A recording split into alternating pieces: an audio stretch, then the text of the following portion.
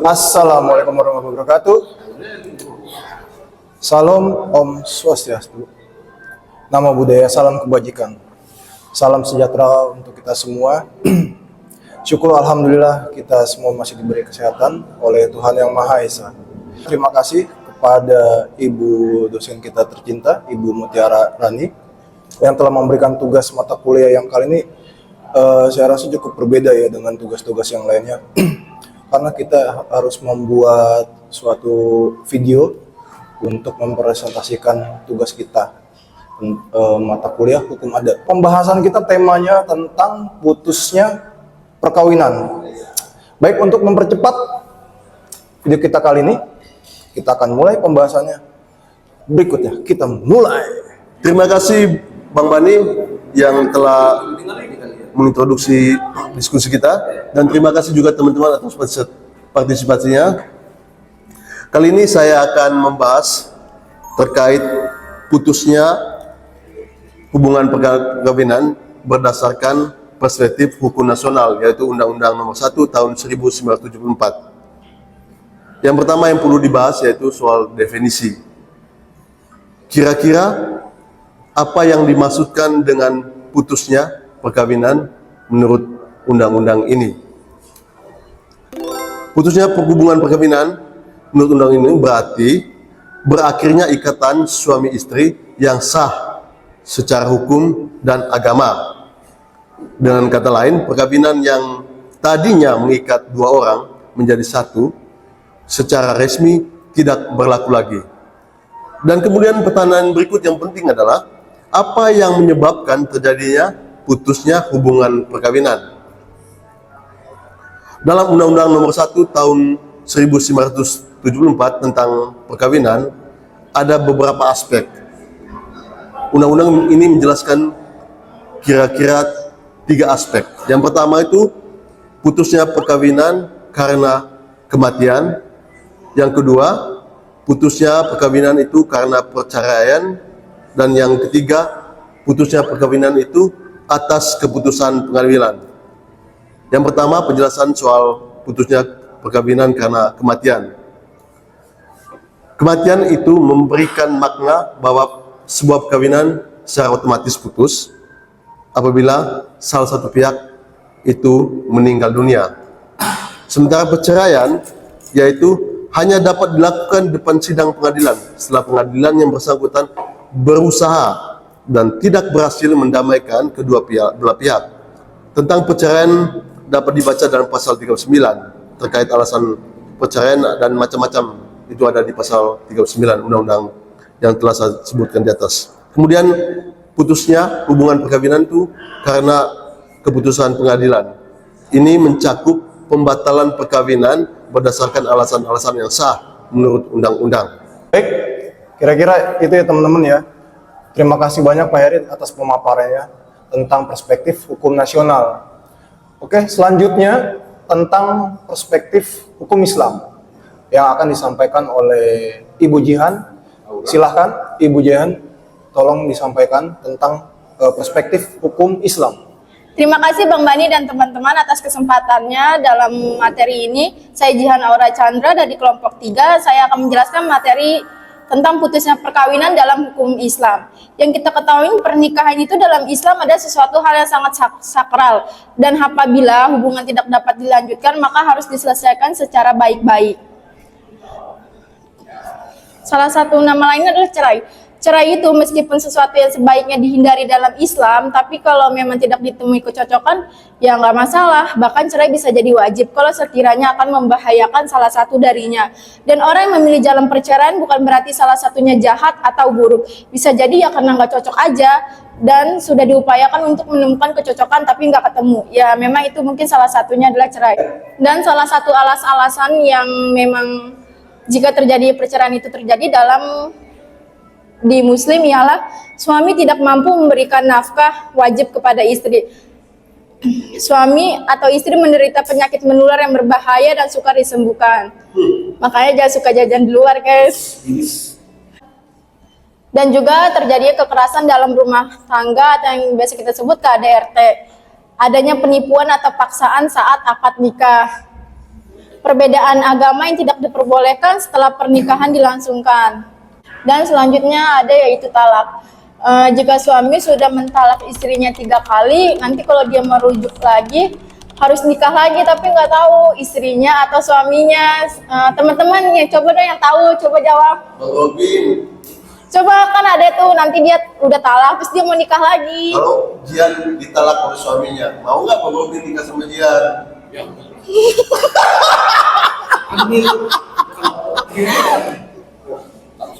Oke, sekian dari materi yang saya jelaskan. Terima kasih teman-teman telah mendengarkan. Terima kasih atas pemaparannya. Selanjutnya penyampaian disampaikan oleh Lupis Sikombi mengenai hukum di perspektif Kristen. Silakan Lupis untuk pemaparannya. Baik, saya akan melanjut pembahasan ini. Ada beberapa pandangan kekristenan tentang putusnya perkawinan. Salah satunya di Gereja Katolik Roma memegang pandangan yang sangat ketat terhadap perceraian. Perkawinan yang sah dan telah disempurnakan dianggap dapat diputuskan oleh otoritas manusia, kecuali oleh kematian salah satu pihak mereka. Dan salah satunya ada gereja-gereja ortodoks. Secara umum permisif dari Gereja Katolik yang perceraian, mereka mengakui bahwa dalam kondisi tertentu seperti perzinahan, penganiayaan, dan ditinggal perceraian dan diizinkan sebagai bentuk karunia dan perlindungan bagi pihak yang dirugikan. Perceraian tetap melibatkan otoritas gerejawi. Mereka mengizinkan pernikahan kembali setelah perceraian dan kasus-kasus tertentu. Dan ini pandangan gereja yang terakhir, yaitu gereja Protestan atau berbagai dominasi memiliki beragam pandangan. Sebagian besar mengakui bahwa perzinahan adalah alasan yang sah perceraian dalam Matius 19 ayat 9. Beberapa didominasi juga memperluas alasan perceraian untuk mencakup situasi lain seperti penganiayaan fisik atau emosional yang berat, penelantaran atau ketidakcocokan yang ekstrim. Namun secara umum perceraian yang dianggap sebagai pilihan terakhir setelah segala upaya rekonsiliasi dilakukan. Sebagian besar gereja Protestan mengizinkan pernikahan kembali setelah perceraian, terutama bagi pihak yang tidak bersalah dalam kasus perzinahan. Oke, sekian dari saya. Baik, terima kasih Gopis atas pemaparannya. Pemaparan selanjutnya akan disampaikan oleh saya sendiri tentang perspektif hukum adat umum. Ada beberapa poin yang bisa dijelaskan di sini terkait dengan hukum nasional atau hukum umum.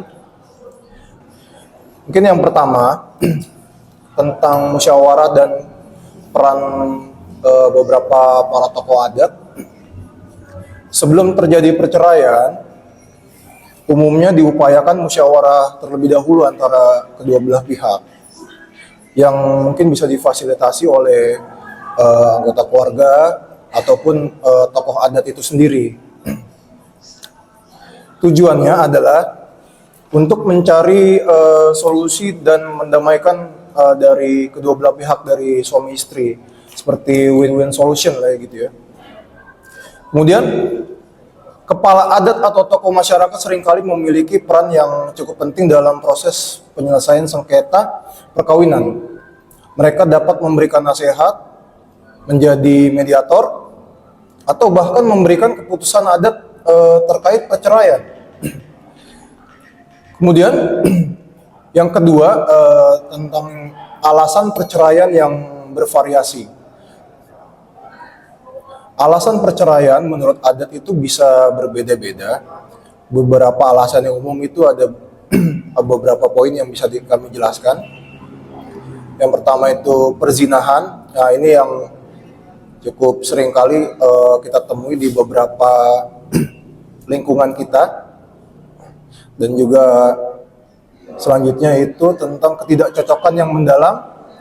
Ini jika tidak ada harapan untuk rukun kembali.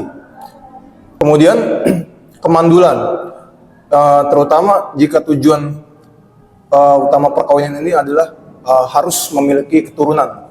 Yang ketiga, tentang proses dan tata cara adat. Proses perceraian adat juga ada beberapa macam, contohnya pengucapan talak secara adat. Ini ada di beberapa komunitas. Kemudian pengembalian jujur atau mas kawin. Ini juga di dalam adat tentang mas kawin ini juga dapat diikuti dengan pengembalian sebagian atau mungkin seluruhnya gitu ya. Kemudian upacara adat perceraian. Di beberapa suku mungkin ada beberapa yang bisa dibuat upacara khususnya untuk menandakan mungkin akhirnya dari pernikahan atau perkawinan secara adat gitu. Mungkin itu saja yang bisa saya sampaikan. Terima kasih banyak. Baik, selanjutnya yang akan mempresentasikan pemaparan terakhir yang poin 5 itu ya Robinsar Nenggolan. Terima kasih Pak Bani Akbar Huta Barat. Sekarang saya lanjutkan tentang perspektif adat Batak. Dari segi perspektif adat Batak atau biasa disebut sirang. Putusnya perkawinan secara hukum adat secara adat Batak. Konsep putusnya perkawinan dalam adat Batak yang dikenal dengan istilah sirang merupakan hal yang dianggap tidak ideal atau tidak baik dan sangat dihindari. Masyarakat Batak sangat menjunjung tinggi perkawinan sebagai ikatan suci yang menyatukan dua golongan yaitu dua marga yang berbeda. Biasanya orang Batak itu sama-sama ada sebutan putri raja dan anak raja. Meskipun perceraian sangat tidak dianjurkan, adat Batak mengakui adanya kondisi tertentu yang dapat menyebabkan putusnya perkawinan dengan proses dan konsekuensi yang diatur oleh hukum adat. Berikut adalah poin-poin mengenai konsep sirang atau putusnya perkawinan dalam adat Batak. 1. Sedikit pertama tadi mengutamakan kekeluargaan dan musyawarah atau runggu. Dalam adat Batak, kedua belah pihak biasanya ada langkah-langkah pertama dan utama dalam menghadapi masalah perkawinan. Hula-hula atau pihak dari perempuan memiliki kedudukan yang sangat dihormatin, perannya sangat penting dalam menyelesaikan sengketa perkawinan. Mereka dianggap sebagai sumber berkat dan nasihat.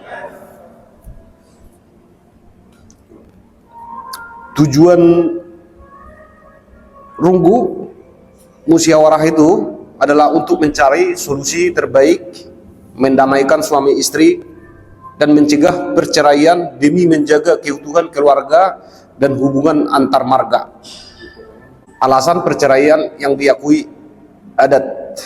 Meskipun tidak diinginkan, adat Batak mengakui beberapa alasan yang dapat dianggap sebagai dasar perceraian, diantaranya perzinahan atau mangulahun nasu'uhum. Ini merupakan pelanggaran adat yang sangat serius dan sering menjadi alasan kuat untuk perceraian. Terus ketidakcocokan yang tidak dapat didamaikan atau dangbuibe marsyatusan. Setelah berbagai upaya runggu tidak berhasil. Ketiga, penelantaran atau meninggalkan istri atau suami. Suami tidak menjalankan wajibannya sebagai kepala rumah tangga. Terus kekerasan dalam rumah tangga semakin diakui sebagai alasan yang sah, meskipun mungkin tidak selalu dibicarakan secara terbuka di masa lalu. Salah satu pihak yang meninggalkan pihak lain tanpa kabar yang jelas dalam waktu lama, ini bisa mengakibatkan putusnya perkawinan. proses perceraian adat atau biasanya di orang Batak dibilang sirang. Jika musyawarah tidak membuahkan hasil dan perceraian menjadi jalan terakhir, proses adat akan ditempuh. Caranya dapat bervariasi, namun beberapa elemen umum meliputi pemberian kepada keluarga besar. Keputusan untuk bercerai harus disampaikan secara resmi ke keluarga dari kedua belah pihak, terutama hula-hula. Biasanya ini saudaranya laki-laki perempuan. Rungguni sirang, musyawarah atau musyawarah perceraian, pertemuan keluarga yang lebih formal untuk membahas dan menyepakati perceraian. Alasan perceraian akan dipertimbangkan secara seksama. Terus ada pengembalian sinamot atau mahar.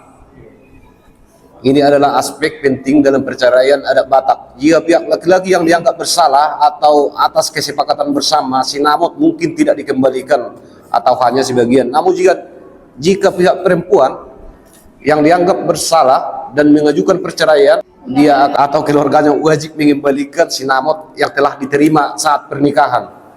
Jumlah pengembalian dapat dinegosiasikan dalam runggu. Terus penentuan hak asuh anak. Keputusan mengenai hak asuh anak akan diambil melalui musyawarah dengan mengutamakan kepentingan terbaik anak. Dalam sistem patrilineal Batak, anak umumnya akan mengikuti marga ayah, namun pertimbangan lain seperti usia, anak, kemampuan ekonomi mungkin juga mempengaruhi keputusan. Terus keempat tadi, konsekuensi perceraian adat. Ada konsekuensinya. Perceraian dalam adat Batak dapat membawa konsekuensi sosial dan adat. Renggangnya hubungan kekeluargaan, meskipun keluarga tetap memiliki kewajiban dalam acara adat seperti pernikahan anak, hubungan antara kedua keluarga bercerai bisa menjadi renggang. Terus status janda atau duda menurut adat ada implikasi sosial terkait status ini. Pengaruh pada partisipasi dalam acara adat juga. Dalam beberapa kasus individu yang bercerai mungkin memiliki peran yang berbeda dalam acara adat di kemudian hari. Contohnya agak negatif lah kalau bercerai. Makanya kalau bisa janganlah bercerai. Begitu Bapak Ibu. Sekian penjelasan saya tentang perspektif adat Batak. Terima kasih. Baik, terima kasih semuanya teman-teman. Semoga apa yang kita sampaikan pada tema putusnya perkawinan ini adalah dapat memberikan beberapa sudut pandang tentang hukum di Indonesia, terutama hukum adat. Semoga kita dijauhkan dari hal-hal yang kurang baik seperti tema kali ini. Ya. Terima kasih teman-teman. Mudah-mudahan apa yang kita sampaikan hari ini dapat bermanfaat untuk teman-teman semua. Terima kasih sekali lagi Ibu Mutiarani atas waktunya. Oke, terima kasih semuanya. Wassalamualaikum warahmatullahi wabarakatuh. Bye bye. Sampai jumpa.